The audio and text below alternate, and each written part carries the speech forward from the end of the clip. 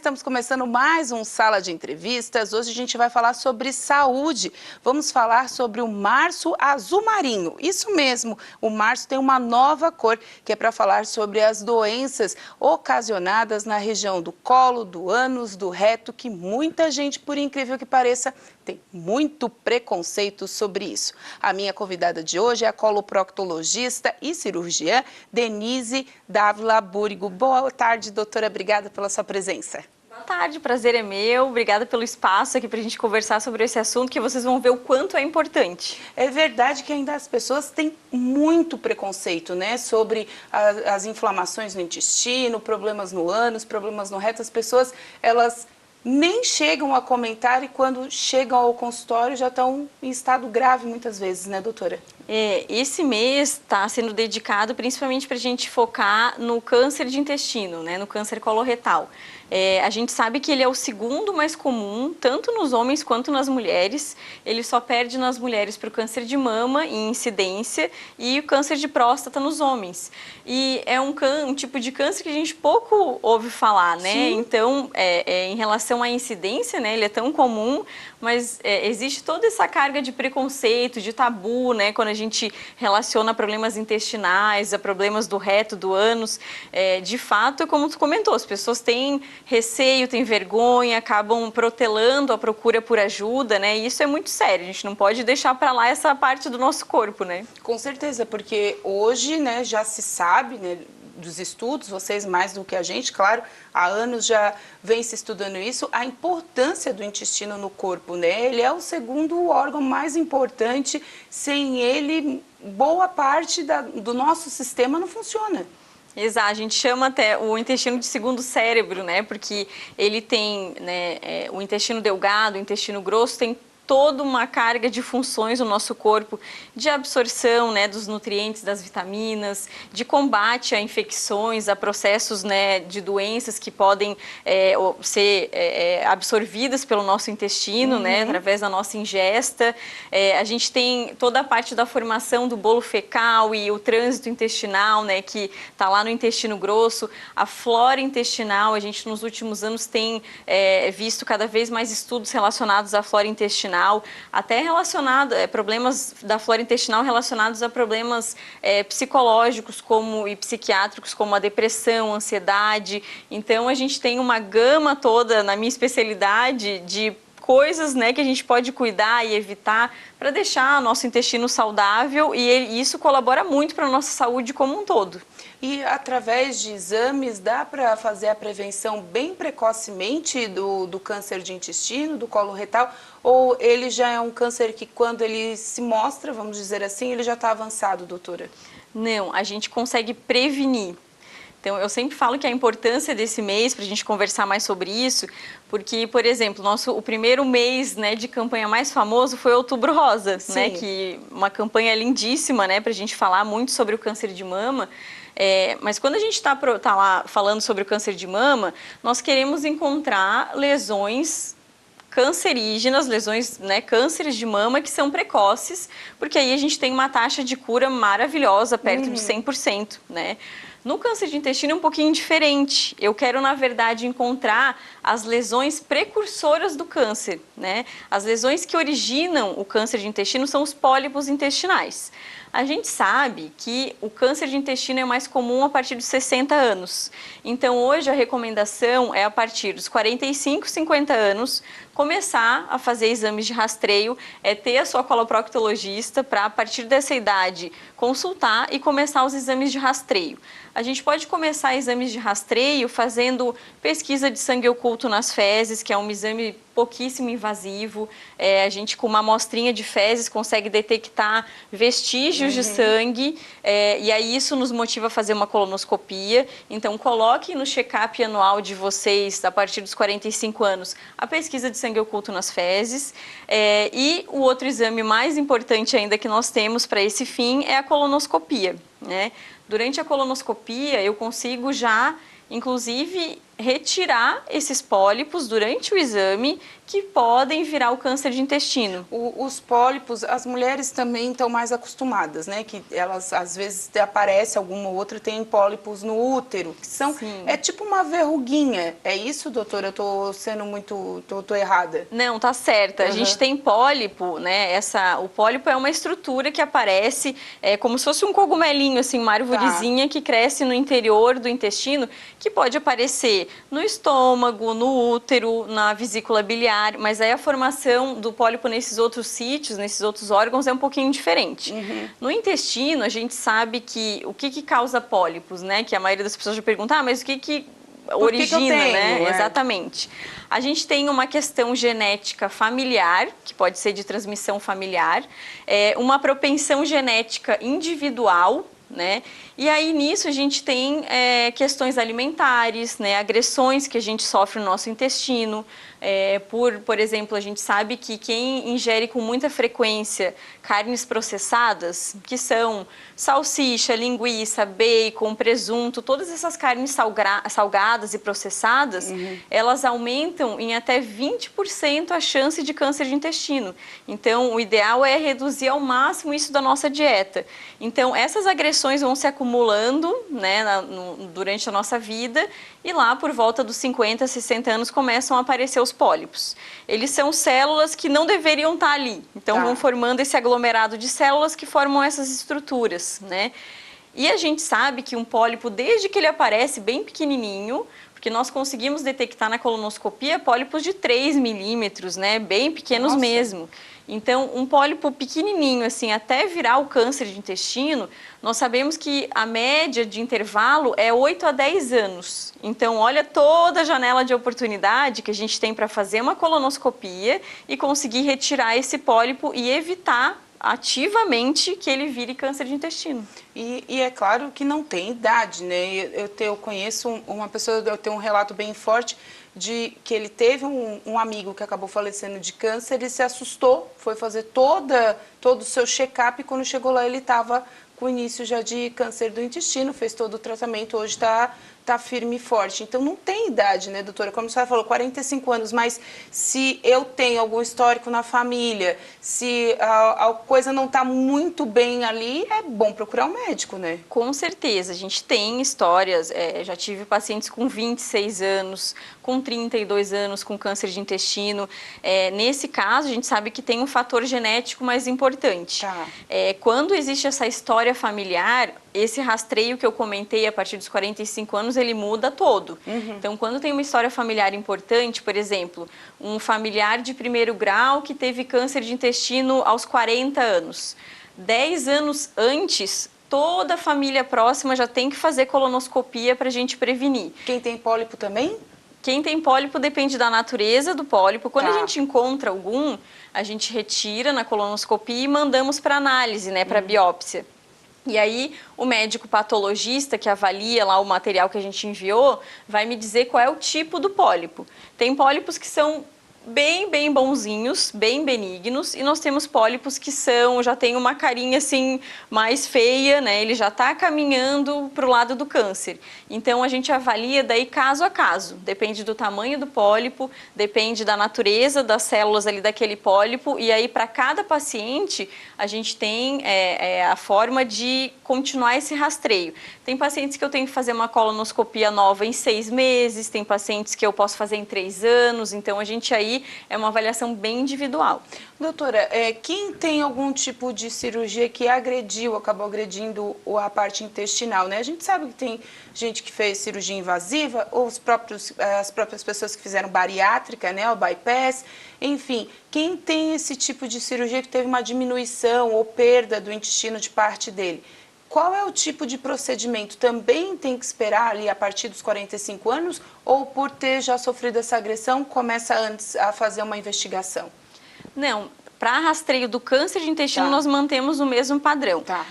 A cirurgia bariátrica, o bypass, né, que é o mais comumente feito, ou o sleeve gástrico, a gente mexe só no intestino delgado. Aliás, a cirurgia bariátrica, pelo contrário, ela é uma aliada nossa na prevenção do câncer de intestino, porque a gente sabe que tratar a obesidade diminui a chance de câncer de intestino. A obesidade é um dos fatores de risco para câncer de intestino. Então, no bypass gástrico, a gente mexe, desvia ali só o intestino delgado. Então, não temos que ter nenhuma diferenciação assim no rastreio. O que diferencia são pacientes que têm, por exemplo, doenças inflamatórias intestinais. Em maio, a gente vai ter o Maio Roxo, que a gente vai falar sobre as doenças inflamatórias intestinais, que são a doença de Crohn, a retocolite ulcerativa, né? Então, quem tem doença inflamatória intestinal também tem um rastreio diferenciado, porque essas doenças também aumentam um pouquinho o risco do câncer de intestino. E são doenças que estão vindo à tona também agora, né? Tem bastante gente, assim, que a gente começa a escutar, vizinho, parente, amigo de fulano, que começou a aparecer essas doenças inflamatórias também, né, doutora? É hábito? Na verdade, a doença inflamatória, a gente não tem uma causa, a gente tem diversas causas que vão se somando para ela acontecer numa pessoa. Tá. Também tem um pouco de genética no meio, né, disso, tem uma alteração de flora intestinal, tem histórico de infecções e de uso de antibióticos na infância, a gente tem uma ativação do próprio sistema imunológico daquela pessoa que começa a agredir o intestino dela, então é bom que a gente hoje em dia tem cada vez mais informação, a gente conversa mais sobre isso, então as pessoas conseguem identificar essas alterações mais cedo, né? Então começou com dor abdominal, mudou muito o padrão do intestino, o intestino era mais preso, agora eu tô com diarreia, ou era normal e agora eu tô mais constipado, ver o sangue nas fezes, muco, qualquer alteração assim tem que motivar as pessoas a procurarem atendimento. A gente não pode ir deixando e achar que é alguma coisa assim que vai passar e tal, que pode se agravando. Até porque depois do próximo bloco a gente vai estender mais esse assunto, a questão da Covid também, né, doutora? Veio, mudou todo, quem teve Covid, teve muita gente que teve alteração no sistema gastrointestinal, muita gente teve alteração de vida, de rotina, e isso também preocupa, né? Quando as pessoas vão deixando de lado, assim, principalmente depois de uma Covid mais severa, né? Com certeza. Pode completar. A gente, eu vou comentar um pouquinho com vocês sobre todas as alterações que podem acontecer pós-Covid ou durante, então a gente vai conversar um pouquinho mais sobre isso. Então tá, então a gente vai para um rápido intervalo e na volta a gente continua o assunto, porque você tem que se cuidar e sempre. A gente volta já já.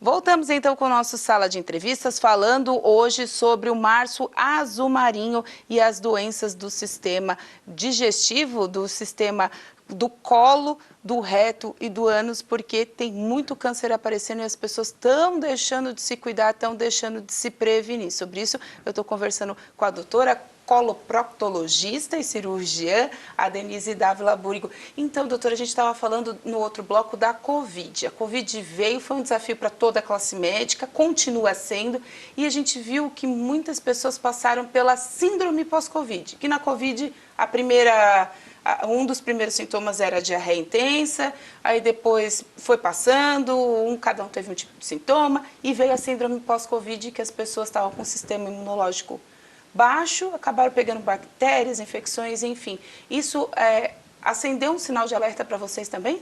Sim, nós tivemos um aumento de casos de alterações bruscas, assim, intestinais. A gente, como tu falou, a gente ainda está aprendendo, né, com o comportamento do Covid, que é muito variado, assim, é muito heterogêneo, né, entre as pessoas. A gente no início achava que era menos, depois se apresentou que até 35% das pessoas tiveram alteração intestinal associada. E claro, tivemos casos de pacientes que tiveram alterações intestinais, né, como diarreia frequente, diarreia que ficou crônica assim depois do quadro, tanto pelo Covid, pelo próprio a reação viral, quanto pelas medicações utilizadas, né? Então, como muitas pessoas usaram os medicamentos, muitos antibióticos, né, corticoides, acabaram também sofrendo uma agressão no intestino por causa das medicações. É muito importante que as pessoas que tiveram Covid, que estão com alguma alteração prolongada no intestino, que procurem atendimento também. Observei muitos casos de pacientes em que nas biópsias das colonoscopias apresentam uma colite, que é uma inflamação. O termo colite é um termo genérico para inflamação ali na mucosa intestinal. Então, é uma coisa que a gente precisa tratar, né? Essa inflamação a gente consegue tratar, dependendo, né, da causa que a gente identifica, a gente usa algumas estratégias de tratamento para a gente conseguir voltar ao hábito intestinal, normalizá-lo como era antes. Ô, doutora, a gente está falando bastante do câncer de intestino, mas do reto e do ânus também tem crescido os números, né? O que está agravando essa situação? A gente tem principalmente como causa o padrão alimentar, né? Os quadros de câncer intestinal, eles existem em maior número nos países desenvolvidos em desenvolvimento, justamente por causa do padrão alimentar, né? Predominantemente com alimentos industrializados, né? Então a gente sabe que quem tem uma dieta rica em fibras, né, com alimentos menos industrializados, com o consumo de álcool bem moderado, sem tabagismo, controle da obesidade, tudo isso nos ajuda a diminuir o número de casos de câncer, né? Mas a gente sabe que não é o dia a dia, né? Quando a gente fala para a população que tem que mudar o estilo de vida, sempre tem aquela resistência, né? E quando tem essa resistência que o pessoal fala, tem que mudar o estilo de vida, vou lá no médico e o médico passa dieta. Eu não quero fazer dieta, não gosto de dieta, mas eu gosto do milagre, né? Eu vou lá na internet, sempre tem um querendo contar um milagre, e a da vez são as dietas anti-inflamatórias ou desinflamatórias, que estão aí bombando nas redes sociais, que é justamente para atingir o intestino. Não, deixa de comer isso, aquilo, ou então me siga que eu vou te ensinar a fazer dieta para tirar tudo de ruim do teu intestino. Existe isso mesmo, doutora? A gente tem que ter muito cuidado. Nós conversávamos antes aqui um pouquinho fora das câmeras sobre isso. Nós temos que ter muito cuidado. Hoje, como eu comentei no início, é bom que a gente tenha acesso à informação, Sim, mas nem sempre essa informação é de qualidade, né? A gente tem pseudo-profissionais no mercado que acabam querendo vender muita coisa, querendo propagar milagres, né, que não são reais, né? O que a gente tem de realidade? A gente até brinca, quem faz o detox no nosso corpo é o nosso fígado. O nosso fígado que é o responsável por eliminar diversas toxinas, por metabolizar medicamentos que a gente usa, alimentos que às vezes a gente acaba alguma substância nos agredindo, né?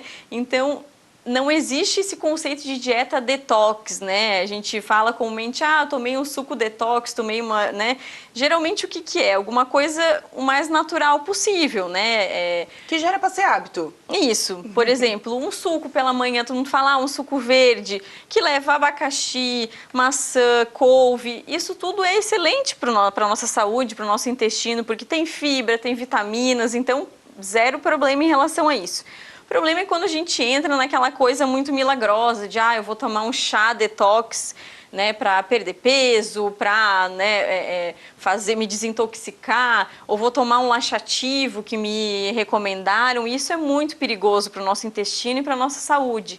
Então, vocês têm que ter muito cuidado com as coisas que saem pela mídia, para proteger a saúde de vocês. Então, o que a gente tem de evidência é que as dietas com alimentos mais naturais são as melhores para a gente. Então, a base alimentar tem que ser legumes, frutas, carnes magras, carnes brancas, ovos, tudo isso é liberado, né? Ingerir bastante líquido, né? E de preferência não bebidas açucaradas, né? A gente tem que tomar água, suco natural. É isso que preserva a nossa saúde, nos dá o aporte de nutrientes e vitaminas que a gente precisa.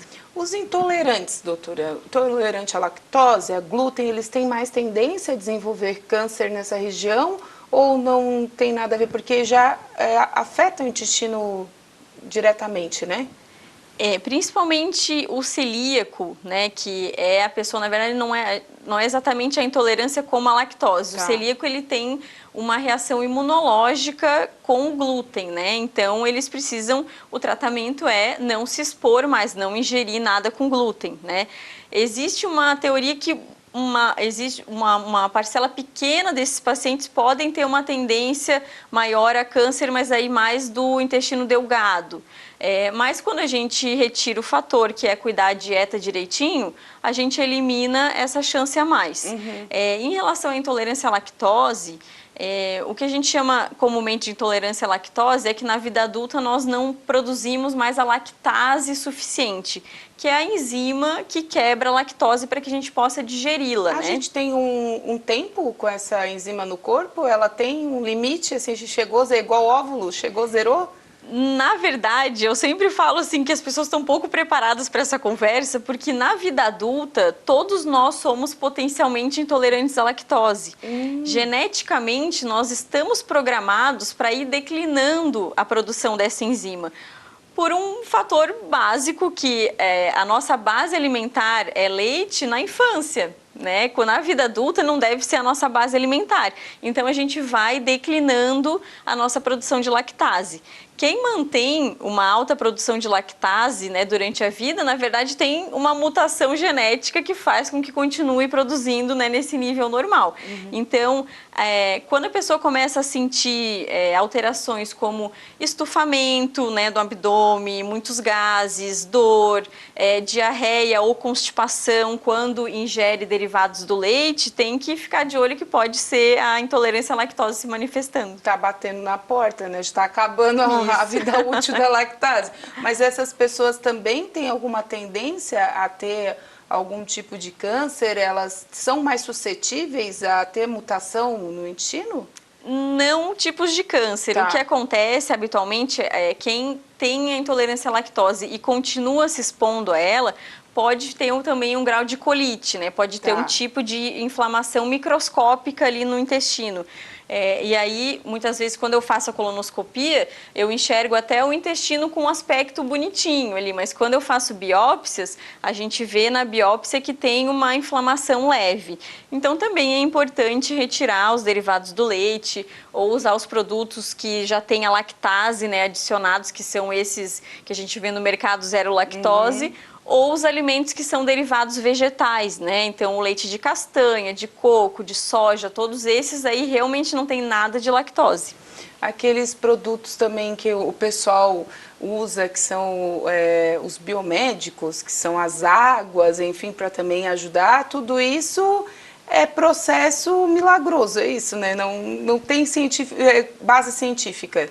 A gente tem coisas que ajudam na nossa saúde intestinal, como os probióticos. Os probióticos, sim.